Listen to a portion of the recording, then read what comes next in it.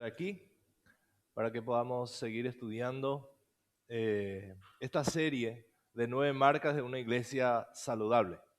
Así que hermano, vamos a orar para dar nuestra clase. Padre Santo, te damos gracias por este día tan especial que como tus hijos queremos dedicarte a ti, un día de descanso, apuntando a un descanso eterno que un día tendremos con Jesucristo. Gracias te damos, Señor, por darnos esta familia.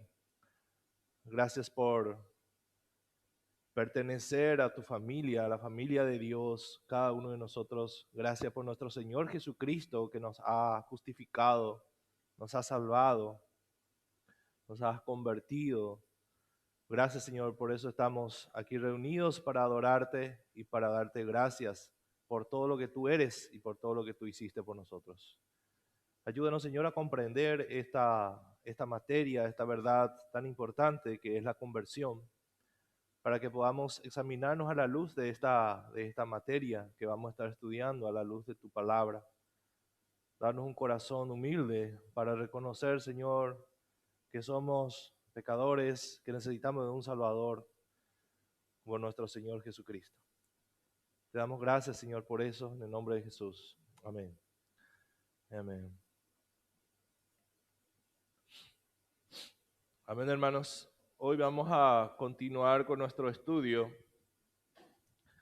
Como le dije, estamos sería la marca 4 de esta serie de 9 marcas. Sería la marca 4, la conversión bíblica. La conversión bíblica, ya la vez pasada estuvimos desarrollando en 6 clases lo que es el tema, entendiendo mejor las buenas nuevas, y ahí abarcamos todo lo que es la salvación, el problema del hombre, Adán y Eva, la redención, la regeneración, y esta cuarta marca vamos a desarrollar la conversión bíblica. Entonces, puede ser que sea un poco repetitivo, pero hermanos, siempre es bueno volver a repasar lo que ya hemos dado. Pero con eso no le digo que vamos a volver a dar las otras materias, sino simplemente podía hacer un repaso general de lo que vamos a hacer. Entonces, hermanos, nosotros vemos la importancia de la conversión en toda la Biblia. Es un tema principal. De eso habla la escritura desde Génesis hasta Apocalipsis. Deja muy en claro que la conversión es absolutamente necesaria para que una persona pueda experimentar la salvación. Por medio de la conversión, nosotros nos convertimos y de esa manera somos salvos. Entonces es necesaria la conversión para salvación y para que por medio de esa salvación nosotros podamos conocerle a Dios. Entonces, pero ¿cómo ocurre la salvación? ¿Cómo va a ocurrir? ¿Cómo puede ser posible eso? A menos que, hermanos, no alejemos del pecado y volvamos a Dios, esto no va a ser posible. Al menos que nos apartemos del pecado y abracemos la salvación en Cristo, esto no va a ser posible. Es imposible nacer de nuevo. La Biblia describe la conversión, describe como una circuncisión espiritual. Y esta circuncisión espiritual no es hecha por el hombre, sino es algo sobrenatural que ocurre en el corazón. La conversión, mis amados hermanos, es una obra del Espíritu Santo. Para que nosotros nos alejemos del pecado y abrazarle a Dios, es necesario la conversión. Es necesario convertirnos de lo que éramos. Abran su Biblia en Deuteronomio 36. Hermano, me van a acompañar con la lectura porque me duele muchísimo mi garganta. Así que, Deuteronomio 36. Vamos a ir leyendo varios pasajes, así que tengan su Biblia para que me puedan ayudar porque mi garganta no me va a dar para leer todos. Acá tengo Deuteronomio 36, dice, y circuncidará Jehová tu Dios tu corazón. Fíjense de quién es esta acción. Y circuncidará Jehová tu Dios tu corazón y el corazón de tu descendencia, para que ames a Jehová tu Dios con todo tu corazón y con toda tu alma, a fin de que vivas. O sea, la acción de cambiar, de regenerar, de convertir, acá vemos que es de Dios. Es una acción de Dios. Dios es el único que puede hacer. ¿Quién puede leer Romanos 2, 25 al 29, por favor? Romanos 2, Romanos 2, 25 al 29.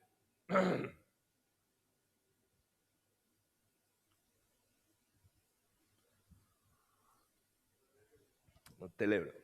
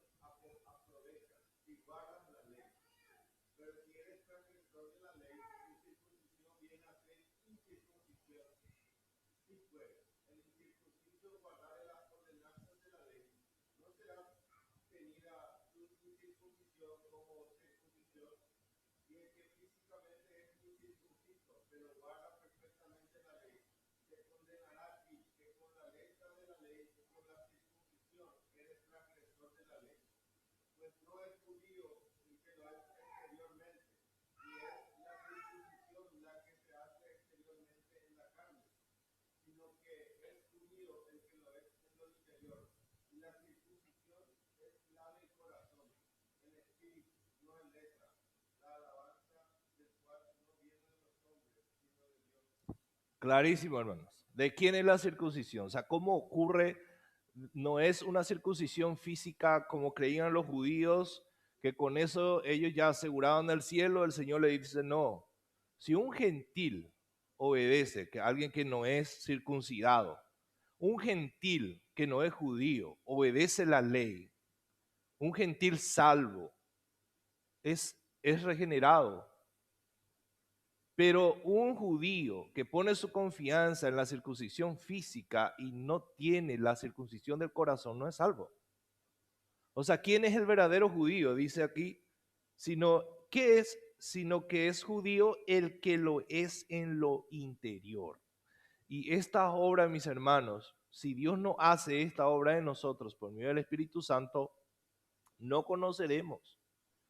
Nadie puede conocer al Dios Salvador. Y si no conoce a este Dios Salvador, nuestro Señor Jesucristo, entonces permanece bajo la ira de Dios. Esa es la importancia, por eso es importante, hermano, la conversión. Entonces a esto llamamos regeneración. A esto nosotros llamamos nacer de nuevo. Pablo a esto le llama nacer de arriba y nacer del Espíritu. Entonces en toda la escritura vemos la necesidad de nacer de nuevo. Sin la conversión,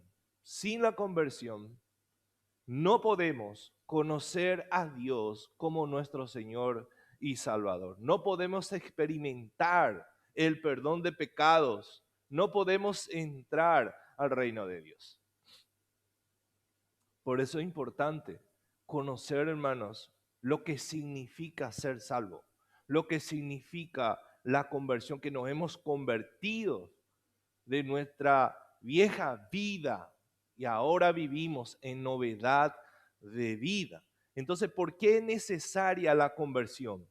Vamos a ver el primer punto, el conocimiento bíblico de la conversión. Muchos piensan que convertirse es adoptar una nueva religión o ser moralmente buena o eliminar algunos vicios externos con sus fuerzas por un tiempo. Y en realidad todas esas cosas nosotros dejamos cuando Dios nos salva, las cosas externas. Lo más rápido que dejamos son las cosas externas. Si de repente una persona tomaba, deja de tomar, fumaba, deja de fumar. Pero para que tengamos la seguridad de que verdaderamente somos convertidos, eso ocurre en nuestro interior. El cambio en nuestro pensamiento, de cómo ahora nosotros pensamos, de cómo le vemos a Dios. Porque nuestro mayor problema es Dios, hermanos. Por eso que la conversión es importante. ¿Por qué es fundamental? Porque nuestro mayor problema es Dios. Porque si nosotros somos pecadores y tenemos a un Dios santo, ahí está el problema. Por eso es que yo tengo que convertirme. Entonces el hombre está muerto. El problema del hombre no es las cosas externas, sino las cosas externas solamente manifiestan lo que hay en el corazón, en ese corazón corrompido. Y todo su ser está contaminado por el pecado. Todas estas cosas nosotros ya habíamos estudiado en la doctrina del hombre, de cómo el pecado de Adán nos fue imputado y que por eso somos pecadores. No es que nosotros somos pecadores, nosotros tenemos una naturaleza caída, hermanos. Por eso somos pecadores. Se nos fue imputado. Entonces nosotros tenemos problemas delante de Dios porque estamos delante de un Dios santo. Entonces, para que podamos estar bien con Dios, necesitamos un cambio del corazón. Y este depende de la obra soberana de Dios Trino en la vida de cada una de las personas. Es una obra de Dios. Entonces en la conversión Dios trae esas personas muertas, trae a una vida espiritual. Y eso hace, hermanos, que nosotros, y eso permite aborrecer lo que una vez nosotros amábamos, que es el pecado. Eso nos permite ahora estar en paz con Dios. Eso nos permite ahora acercarnos a Dios, porque una vez éramos rebeldes contra Dios, éramos su enemigo. Eso nos permite, la conversión nos permite amar a Dios y la conversión nos permite confiar en Cristo. Entonces vamos a ver tres verdades que apoyan la necesidad de la conversión. Tres verdades. ¿Por qué es absolutamente necesaria que comprendamos bien esta verdad? Es imposible, hermanos, comprender correctamente lo que la Biblia enseña de la conversión si no entendemos correctamente la teología o lo que Dios dice del hombre y lo que Dios dice de él mismo.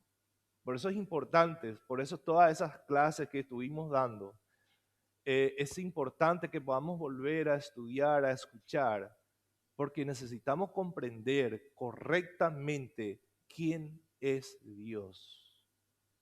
Y a la luz de esa verdad, ¿qué dice la Biblia de nosotros?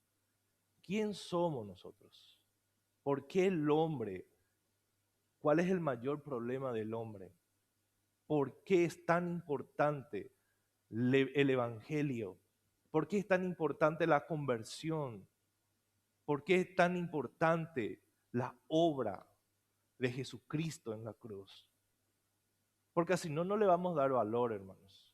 Vamos a estudiar y vamos a comprender, podemos comprender de una manera intelectual, pero esto que nosotros estamos estudiando debe producir un asombro en nuestro corazón. ¿De quién éramos nosotros? ¿Y qué fue lo que Dios hizo por nosotros? ¿Y quién somos ahora en Cristo Jesús?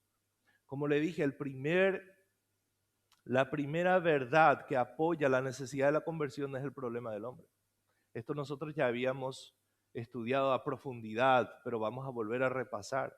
La primera verdad fundamental que cimienta y da sentido a la enseñanza bíblica de la conversión es la correcta visión de quién es el hombre o el problema del hombre.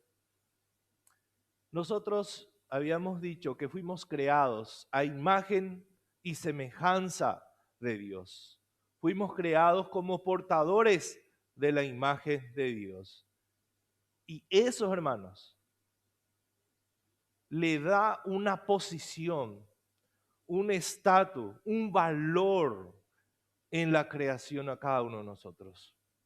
Eso nos da una increíble posición y valor en la creación. Cada ser humano, por más que sea un borracho, un perdido en la calle, esa persona fue creada a imagen y semejanza de Dios. Y esa persona es mucho, tiene un valor infinito comparado a los animales, porque fue creado a imagen y semejanza de Dios. Nosotros somos el, el- el- el- la punta alegres en la creación, el mayor creación de Dios. Y dice, cuando Jesús dice que nosotros fuimos creados a imagen de Dios, o que somos hechura suya, creados para buenas obras, eso quiere decir que somos la obra maestra de Dios. Y eso es lo que ha ocurrido en la salvación, hermanos. Que Dios nos dio una nueva naturaleza para que nosotros podamos vivir bajo su gobierno y servirle a Él. Entonces, hermanos, en Adán, todos nos rebelamos contra el Creador, absolutamente todas las personas. Y al rebelarnos contra Dios, todas las personas, hermanos, en el mundo entero, nos convertimos en pecadores. Nos convertimos en pecadores sometidos a la ira de Dios. Romanos 5, 12 al 21. ¿Quién puede leer? Romano 12. Perdón, 5. Capítulo 5, versículos 12 al 21. ¿Alguien que pueda leer? Sí.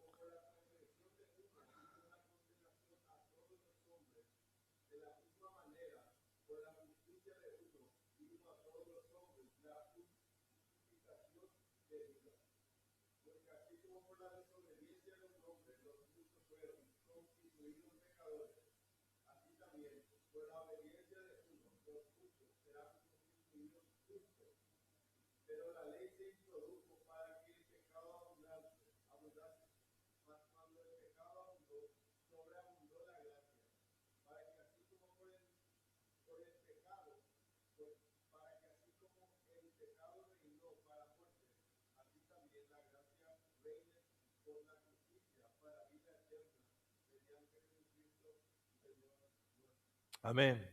Es un pasaje hermoso, hermanos, que debemos estudiar, hacer un exégesis profundo de este, para que el Señor pueda, hermanos, obrar en nuestros corazones y ver la importancia de la conversión. ¿Por qué, hermanos? Porque la Biblia no habla del pecado, no presenta esto como un problema secundario, sino un problema real del hombre. Es algo que no puede ser, nosotros, hermanos, no podemos cambiar nuestra naturaleza caída con autoayuda.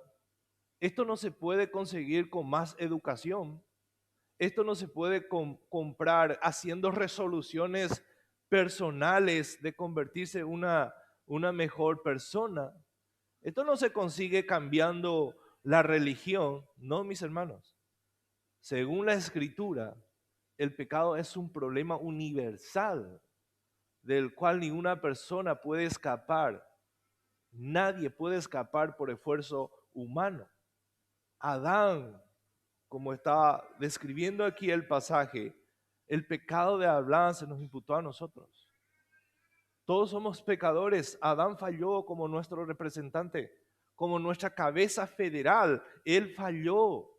Él falló siendo rey, reinando bajo el gobierno de Dios. A él se le dio un Edén para que pueda labrar, multiplicar. Nuestro primer padre se rebela contra Dios, contra su creador. Falló él siendo rey. Falló él siendo sacerdote. Falló él siendo un profeta. Por eso Pablo le dice a los corintios, 1 Corintios 15, 22, porque así como en Adán todos mueren,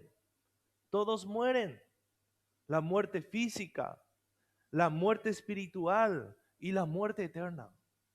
En Adán todos morimos, pero en Cristo estamos vivos, para que así como el pecado reinó para muerte, dice Pablo a los Romanos, versículo 21, así también la gracia reine por la justicia para vida eterna. ¿Pero mediante quién? No mediante esfuerzo humano, sino mediante Jesucristo.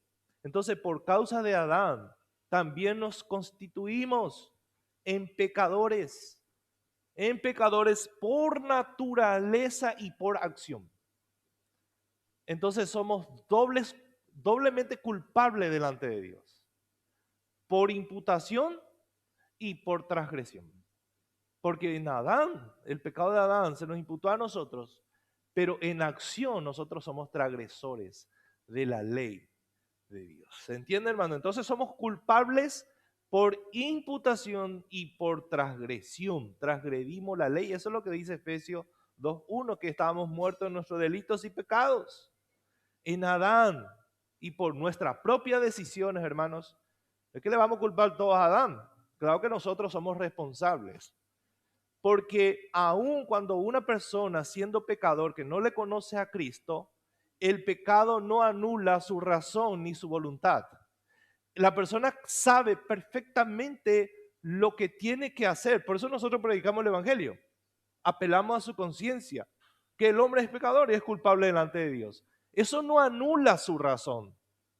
Es que no entiende nada, está totalmente corrompido. Sí, totalmente corrompido su razón, su pensamiento, su voluntad, pero no está anulada. Entonces entiende lo que tiene que hacer, pero vuelve a hacer lo que él ama hacer. Entonces limpie bien a un chancho y póngale en una pieza. Cuando vea el barro, ahí está su amor. Ahí quiere correr. ¿Por qué, hermanos? Porque el problema está en la naturaleza del hombre. Ahí está el problema. No es que el hombre no entienda cuando nosotros le predicamos. No es que el hombre no sepa que es pecador. Claro que sabe el bien y el mal. Pero el problema es la naturaleza. Eso significa conversión.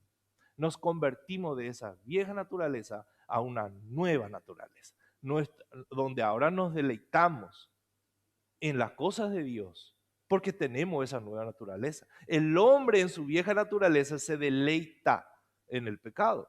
Eso es así. Entonces nosotros tenemos nuestras propias decisiones. Por eso es que el hombre no va a tener excusa delante de Dios. Porque sabe lo que tiene que hacer y se inclina otra vez hacia su naturaleza. Entonces nos hemos convertido en rebeldes morales contra Dios, nacido en este mundo como criaturas caídas. Entonces esta es una condición que nadie de nosotros podemos cambiar por nuestra iniciativa o acción. Es una condición.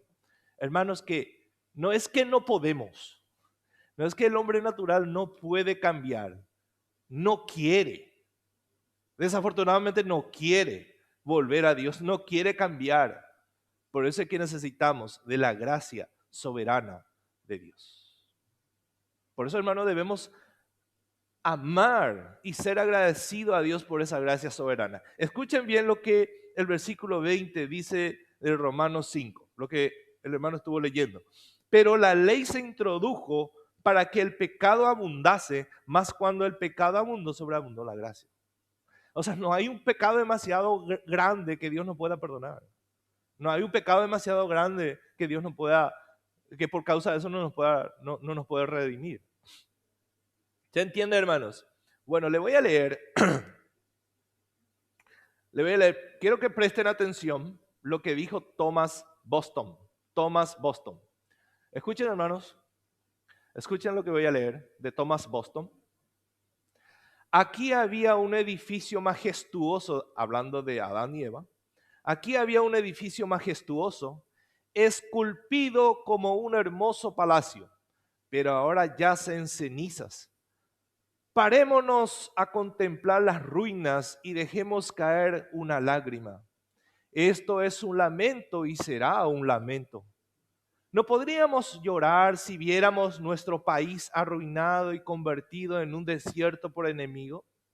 Si viéramos nuestras casas incendiadas y nuestros hogares pereciendo en las llamas, pero todo esto está muy lejos de la funesta visión. El hombre ha caído del cielo como una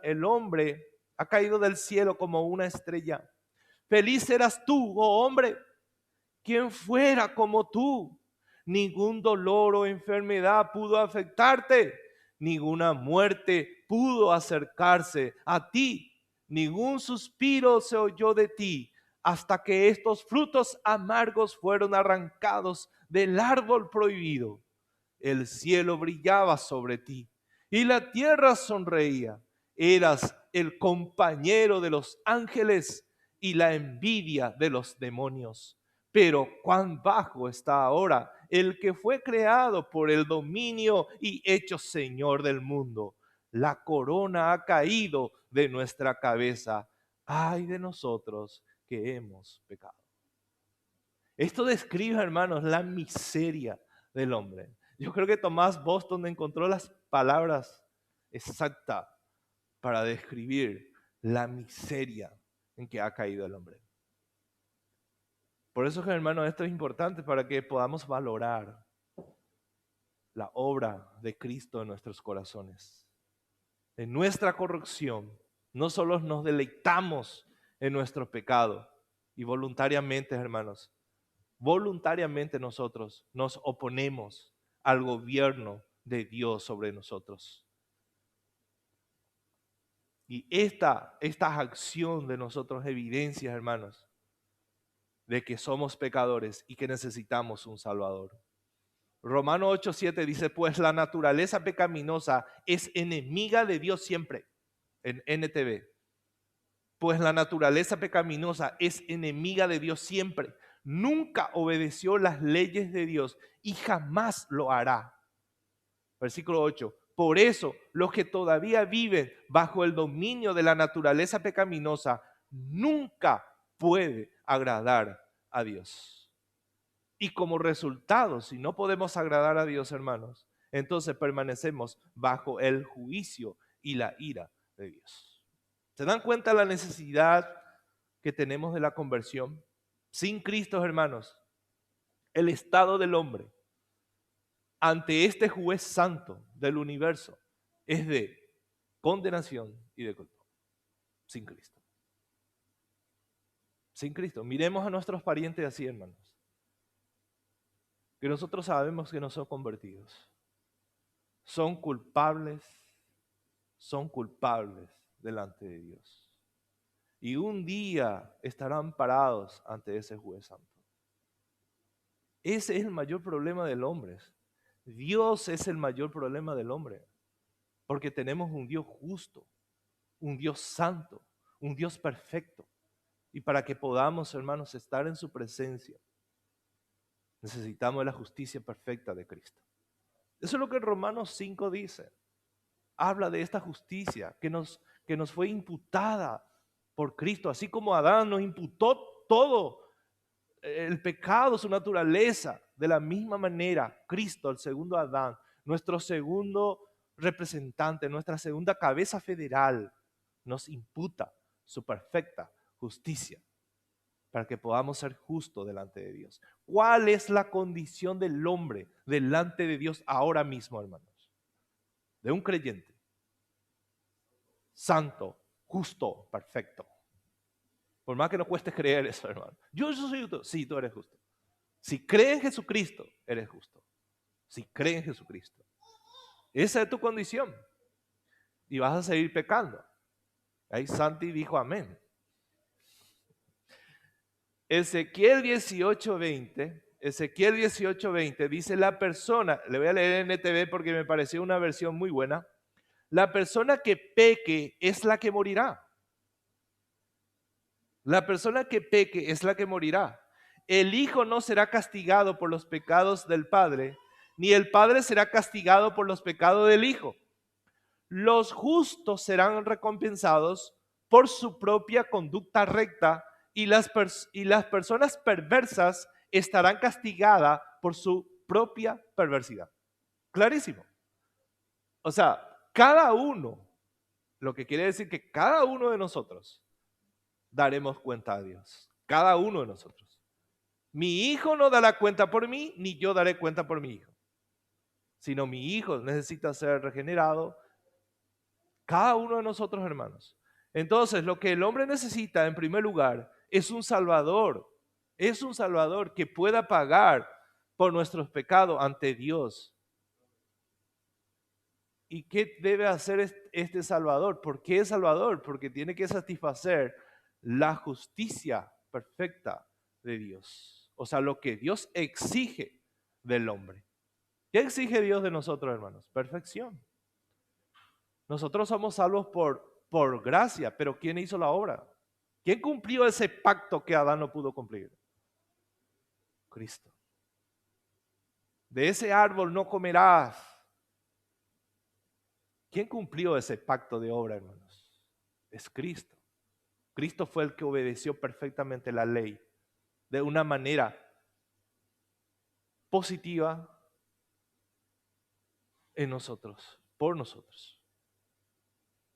Entonces nuestro Señor Jesucristo, Dios, el Hijo encarnado, Él hizo esto en la cruz. Él cumple las propias demandas de Dios. Nuestro pecado es pagado por completo, hermanos. Le voy a leer Colosenses capítulo 2, versículo 13.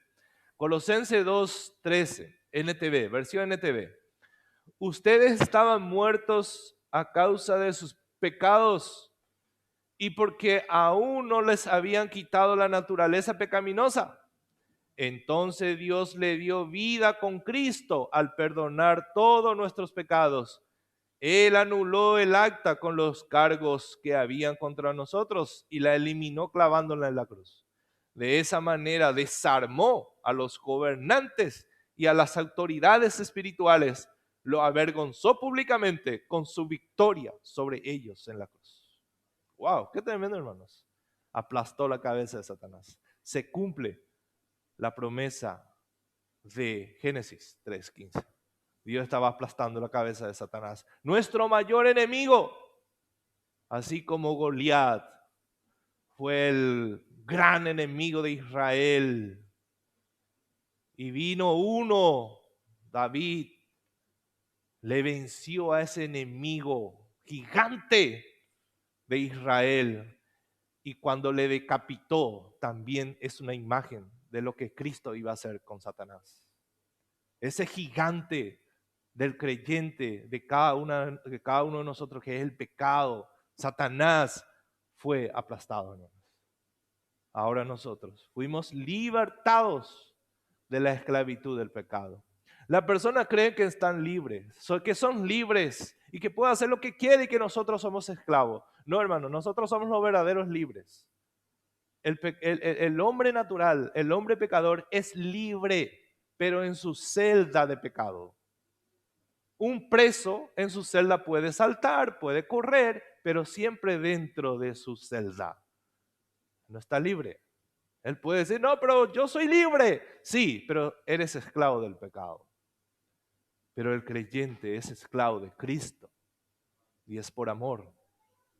Además, no solamente necesitamos el pago de nuestros pecados, también necesitamos ser traídos de la muerte espiritual a la vida, lo que resulta en una transformación de nuestra naturaleza. Romanos 6.1, le voy a leer.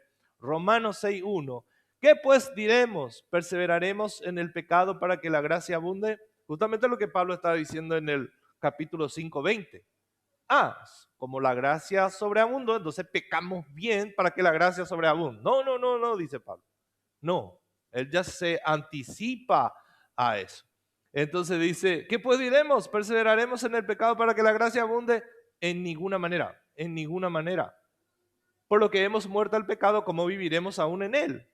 Y no sabemos que o no sabéis que todos los que hemos sido bautizados en Cristo Jesús, hemos sido bautizados en su muerte, porque somos sepultados juntamente con él para muerte por el bautismo, a fin que como Cristo resucitó de los muertos por la gloria del Padre, así también nosotros andemos en vida nueva. Porque si fuimos plantados juntamente con él en la semejanza de su muerte, así también lo seremos en la de su resurrección, sabiendo esto, que nuestro viejo hombre fue crucificado juntamente con él, para que el cuerpo del pecado sea destruido, a fin de que no sirvamos más al pecado, sino a Cristo. Ahora la vida de Cristo, mis hermanos, es nuestra vida. Su muerte es nuestra muerte. Su resurrección es nuestra resurrección. Su vindicación es nuestra vindicación. Esta es la riqueza que tenemos en Cristo Jesús. Entonces necesitamos que nuestro Dios Trino nos llame de muerte a vida y que por la acción del Espíritu de Dios podamos recibir el nuevo nacimiento. Necesitamos resucitar de entre los muertos. A fin, hermanos, para que tengamos la capacidad de volvernos de nuestros pecados a Dios y dejar de un lado esos pecados y dejar, hermano, de ser enemigo de Dios. Juan dice, ninguno puede venir a mí si el Padre que me envió no le trajere, y yo le resucitaré en el día postrero. Ninguno. Necesitamos que Dios pueda hacer este llamado eficaz. Él es el que hace el llamado eficaz. Y cuando ocurra eso, hermanos, ahí viene el Espíritu Santo y regenera nuestro corazón. Y ahí somos justificados. Y ahí somos habitados por el poder del Espíritu Santo. Pero el hombre natural no percibe las cosas que son del Espíritu, dice Pablo, porque para él son locura y no las puede entender, porque se han de discernir espiritualmente. Nosotros, todas las cosas de Dios eran locura para nosotros, pero ahora tiene un valor incalculable. Tiene un valor incalculable. En resumen, hermano, la conversión es necesaria porque es parte de la solución a la grave naturaleza del problema del hombre descrito en la Escritura. Otros, hermanos, ¿por qué es necesario la conversión? La doctrina de Dios. Y aquí lo que tenemos problemas, hermanos. La segunda verdad fundamental que cimienta y da sentido a la enseñanza de la Biblia sobre la necesidad de la conversión es la naturaleza y el carácter de Dios. El problema humano es lo que es debido a quién es el Dios de la Biblia. ¿Quién es este Dios de la Biblia? Entonces nuestro problema solo puede ser, podemos ver claramente a la luz del carácter justo y santo de Dios. De ahí que la necesidad de conocer a Dios. Entonces, ¿por qué es tan importante la conversión, hermanos? Por causa del carácter santo de Dios. Porque como criaturas pecaminosas, rebeldes, no podemos habitar en la presencia de un Dios santo. De ahí la necesidad de un Salvador. El pecado no solo ha infringido el carácter de Dios, que es la ley moral de Dios, también, mis amados hermanos, nos ha separado de la presencia de Dios. Miren lo que dice, ¿quién puede leer Efesios 2:11, por favor? Efesios 2:11 al 18.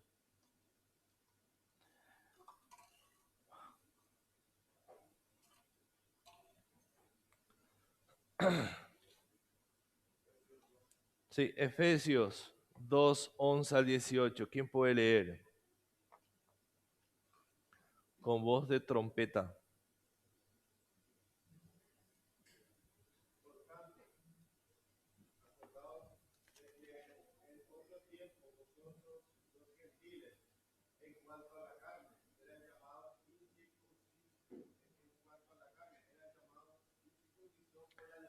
Gracias, mi hermano. Gracias.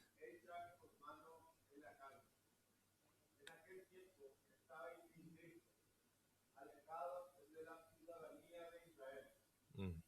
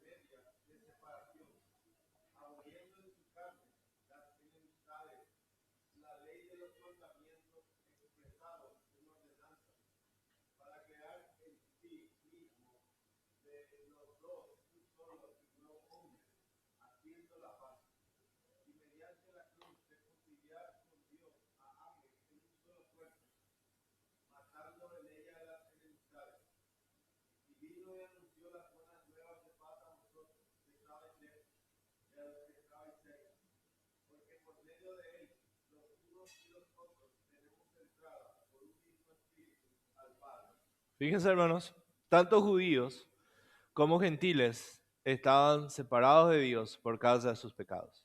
No es porque los judíos eran israelitas, todos eran salvos, sino los verdaderos salvos eran los que fueron circuncidados del corazón.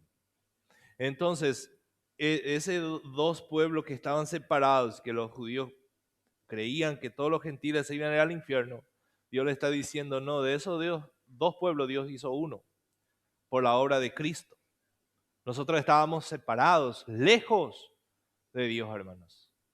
Ahora estamos cerca. ¿Pero por medio de quién? Por medio de Cristo.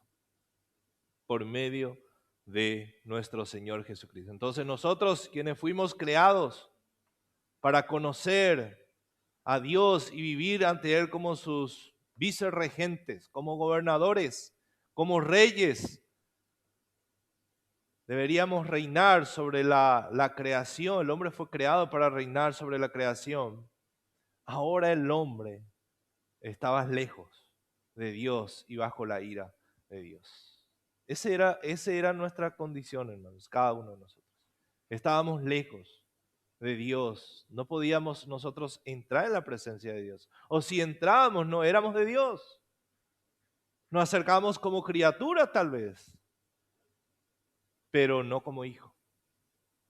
Ahora tenemos la atención especial de Dios sobre nuestra vida, porque somos sus hijos.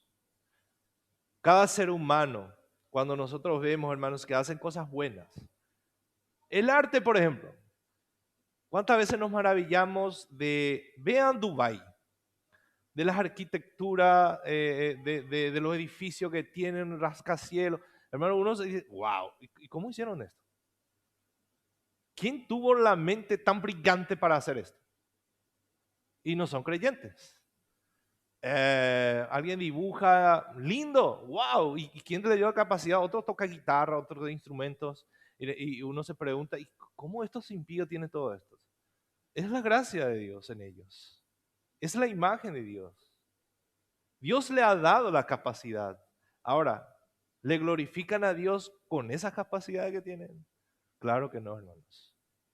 Pero cuando nosotros venimos a Cristo, venimos con todas esas capacidades, dones espirituales, y con eso le glorificamos a Dios, por medio de Cristo. Entonces, hermanos, el Espíritu Santo no solamente obra en los creyentes, El Espíritu Santo obra en los inconversos también. Obra en los inconversos. El Espíritu Santo está obrando en el mundo entero, pero obra de una manera especial en nosotros, que nos va conformando cada día más a la imagen de Cristo. Eso no hace el Espíritu Santo con los inconversos, pero en nosotros sí. Esa es la obra perfecta de Cristo en nosotros. ¿Pueden ver la diferencia? Entonces, cuando alguien hace algo bueno en el mundo, ¿qué está reflejando? El carácter de Dios.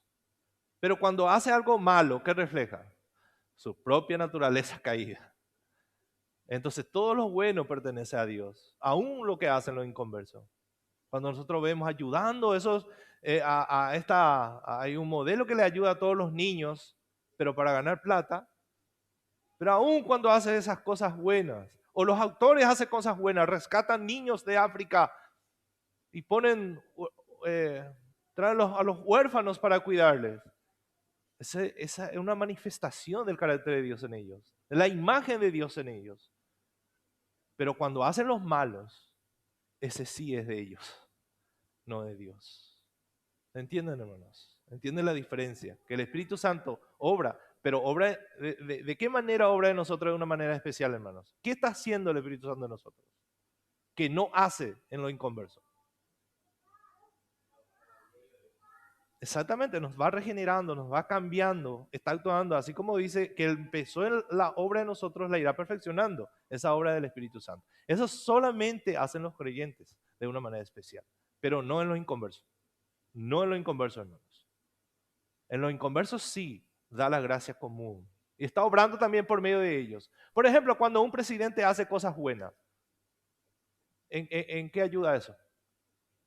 Ayuda para que el país vaya bien, ayuda para que las personas puedan vivir bien. Es una obra de Dios. Es Dios el que está haciendo, hermano. Todos los corazones están en sus manos. Entonces, cuando una persona hace lo bueno, es para el bien de la humanidad. Es el bien de la humanidad. Y es obra de Dios. Entonces, la salvación implica, mis hermanos, un cambio de naturaleza y la eliminación del poder del pecado y la transformación total de nuestra naturaleza corrompida. Pero siempre esto tenemos que ver en el ya y todavía no, ¿verdad? Seguimos pecando, pero delante de Dios somos perfectos. Delante de Dios somos perfectos. Entonces, en otras palabras, la conversión es absolutamente necesaria. ¿Por qué, hermanos? ¿Por qué es necesaria la conversión? ¿Qué exige Dios de la humanidad? Que sea santo, porque Él es santo. Entonces, ¿cómo nosotros vamos a santificarnos con nuestra fuerza? No, tiene que ser obra del Espíritu Santo. Esa es la santificación instantánea y para siempre, pero está la santificación progresiva. Cada uno de nosotros, ¿se acuerda usted cuando Jesús le estaba lavando los pies a sus discípulos y Pedro le dice, no, no, no, tal cosa no haga, Señor, conmigo? Y Jesús le dice, si yo no te limpio, Pedro, no vas a tener nada, no vas a tener nada conmigo. Entonces Pedro dice, no, entonces lávame por completo. Jesús le dice, no es necesario, ustedes ya están limpios. Limpio. Lo que tiene que hacer es lavar sus pies. De la misma manera, hermanos, nosotros ya estamos limpios delante de Dios, pero necesitamos lavar nuestros pies. Arrepentirnos de nuestros pecados todos los días. Eso es lavar nuestros pies. Ya ocurrió la regeneración, ya ocurrió la salvación, ya ocurrió la santificación, pero seguimos pecando y necesitamos el perdón de Dios, arrepentirnos de nuestros pecados. Ok, hermanos. Entonces, la conversión es necesaria. La conversión es necesaria. Y vamos a mirar la conversión en el Nuevo Testamento. ¿Qué dice el Nuevo Testamento sobre la conversión? Dijimos que la conversión es dar la espalda al pecado. La conversión es volvernos a Dios. Primera de Tesalonicenses 1:9. Le voy a leer. Primera de Tesalonicenses 1:9 dice Pablo a los tesalonicenses, porque ellos mismos cuentan de nosotros la manera en que nos recibisteis y cómo os convertisteis de los ídolos a Dios para servir al Dios vivo y verdadero. ¿Se dan cuenta que aquí hay un antes y un después? Antes ellos servían a los ídolos y ahora pasan a servir a Dios. Entonces, aquí ellos actuaron de esa manera porque fueron convertidos. Aquí vemos claramente los dos elementos de la conversión. También dice que ellos volvieron a Dios y dejaron sus ídolos. Eso es conversión, hermanos. Volvernos de nuestros pecados a Dios o dar la espalda al pecado. Pero si seguimos deleitándonos en el pecado, ¿se acuerda de la naturaleza? Siempre tengan presente esto, hermanos. Depende de la naturaleza. Si tu naturaleza es la naturaleza de Dios, esa nueva naturaleza, entonces te vas a inclinar hacia Él. Pero la naturaleza vieja, la naturaleza de Adán siempre se va a inclinar hacia el pecado. Por eso es que por su fruto conoceréis. Por su fruto conoceréis. Entonces, ¿por qué, pastor, así? La naturaleza, hermanos. Recuerden siempre esto. Hay dos naturalezas, caída o regenerada. Entonces esto, hermanos, porque ellos mismos cuentan de nosotros la manera en que nos recibisteis y cómo os convertisteis de los ídolos a Dios para servir al Dios vivo y verdadero. ¿Cómo ustedes cambiaron? ¿Cómo dieron la espalda a los ídolos para volver al Dios verdadero? Eso es obra del Espíritu Santo. Entonces los evangelios de Marcos, Lucas, Juan, Mateo, se encuentran la muerte y resurrección de Jesús. La resurrección de Jesús domina la historia en estos libros, en estos evangelios. Dice Jesús en Mateo 1:21 que Él vino a salvar a su pueblo de sus pecados. Y en el evangelio de Juan, la centralidad que encontramos es la conversión. Dice Juan en 20:31, dice que Juan escribió su evangelio para que la gente creyera que Jesús es el Cristo, el Hijo de Dios, y para que creyendo, dice, tengáis vida eterna en su mente.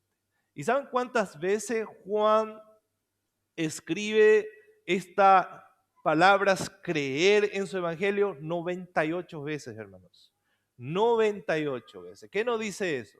La importancia de este tema, la importancia de la conversión. Entonces tampoco es creer, acá dice Juan, no es un creer pasivo, no, hermanos, sino debe llevarnos, la fe verdadera debe llevarnos a la acción. La fe verdadera obra, hermanos. No es una fe pasiva. Yo creo. No, fíjense, Juan, ¿cuál es la actividad de esta fe? Juan dice, creer es comer. El que come de mí, dice. El que bebe de mí. También dice el que escucha. Soportar, dice venir, entrar, recibir y obedecer. Son las palabras que Dios usa, que Juan usa en su evangelio. Esto nos dice qué es lo que debemos hacer. Beber de Cristo. Usar los medios para que nosotros podamos conocerle más a Dios. Entonces, Hechos de los Apóstoles. En Hechos vemos que el mensaje del evangelio implica un llamado urgente para dejar el pecado y la antigua vida. Dice Pedro, en Hechos 16:30 dice, y sacándolos le dijo, señores, ¿qué debo hacer para ser salvo? Ellos dijeron, creer en el Señor Jesucristo y será tú y tu casa. O sea, ¿qué debe hacer el pecador? ¿Cuál es la acción que debe hacer? Es creer. Es creer, pero esto no es una promesa de que si yo creo toda mi casa van a creer. No, no es una promesa, hermanos. Porque ¿se acuerdan ustedes que después de que le dijeron estos al soldado, ¿dónde se fueron los apóstoles? ¿Dónde se fueron a predicar? Se fueron a predicar en la casa. Ellos se fueron a predicar en la casa de este soldado. Así, no es que ellos fueron salvos sin escuchar el evangelio, ellos se fueron a predicar el evangelio y ahí fueron salvos. Ahí fueron salvos. Tú y tu casa serás salvo, pero se fueron a predicar el evangelio. Entonces, ¿cuál es la acción del pecador? Es creer. Pero sabemos, hermanos, que en última instancia el creer es una obra de Dios también. Es una obra de Dios. Entonces la conversión, vemos en Hechos. Ahora las cartas generales, en todas las cartas nosotros vemos la importancia de la conversión. Por ejemplo, Hebreos 3:18, ¿quién puede leer, por favor? ¿Quiénes son los que entrarán en el reposo de Dios en el tiempo final? Porque todavía no estamos en el reposo, hermano. Nosotros estamos en el desierto.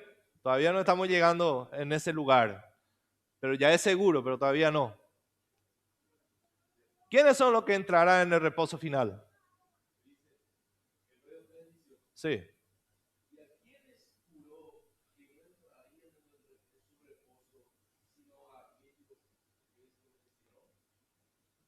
¿El 19?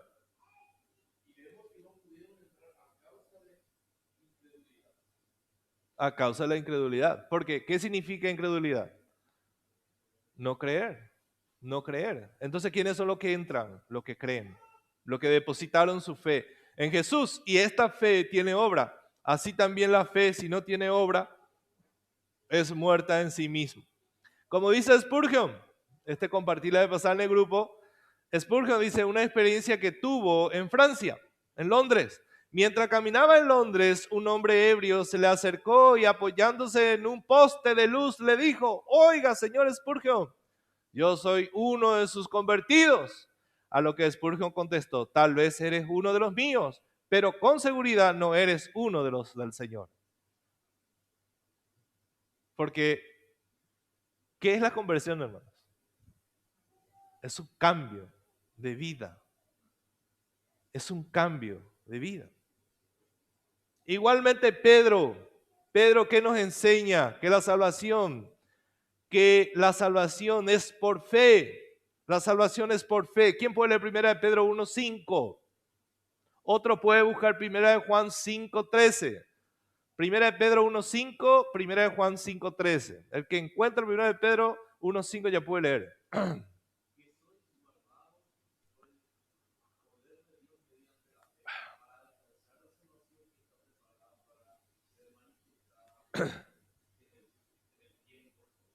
En el tiempo mostrado. 1 de Juan 5:13.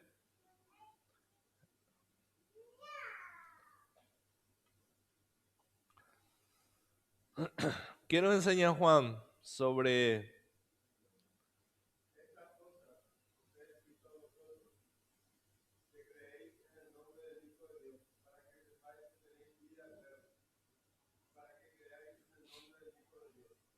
ahí está? Entonces, eso no da seguridad de la salvación. Fue escrita para asegurar a aquellos que creen que tiene vida eterna. O sea, eso es seguro, hermanos. El que cree tiene vida eterna. Y creer nos lleva a tener frutos. El árbol malo y el árbol bueno, ¿se acuerdan? No puede dar por causa de su naturaleza, hermanos. El árbol malo va a dar malos frutos. Pero un árbol bueno va a empezar a dar buenos frutos perfectamente. No, hermanos. Pero sí, frutos espirituales. La conversión en Apocalipsis. El libro de Apocalipsis culmina, nosotros encontramos que culmina la historia. Pero ¿qué le asegura este libro a los creyentes? Que de ellos es el reino de Dios. Y que este reino ya ha venido, pero que este reino también va a ser consumado. Va a ser consumado. Entonces aquellos, dice Apocalipsis, que practican el mal serán juzgados para siempre. Pero aquellos que perseveran hasta el fin entrarán en la ciudad celestial. Y esta es la nueva Jerusalén. Pero aquellos que perseveran hasta el fin. Hermano, ahora nosotros somos salvos. Sabemos que somos salvos, estamos aquí reunidos, somos creyentes, pero mañana necesitamos seguir creyendo, pasado mañana y hasta que venga Cristo, hasta que partamos de esta vida, para que de esa manera podamos comprobar que verdaderamente somos creyentes. Esa es la necesidad, hermano, de orar uno por otros. Esa es la necesidad de exhortarnos uno a otro. Porque todos los días necesitamos estar creyendo en Jesús. Él nos sigue salvando todos los días de nuestros pecados hasta que venga, hasta que partamos de aquí. O sea, no es que necesitamos de la obra de Cristo solamente para la salvación, sino necesitamos que Él nos siga salvando de nuestros pecados. Necesitamos seguir creyendo, porque fácilmente nos volvemos incrédulos cuando el pecado empieza a aumentar en nuestro corazón. La incredulidad, ¿qué hace, hermanos? Nos lleva a dudar de la palabra de Dios. La incredulidad nos lleva a dudar de las promesas de Dios. La incredulidad nos lleva a no confiar en el carácter de Dios.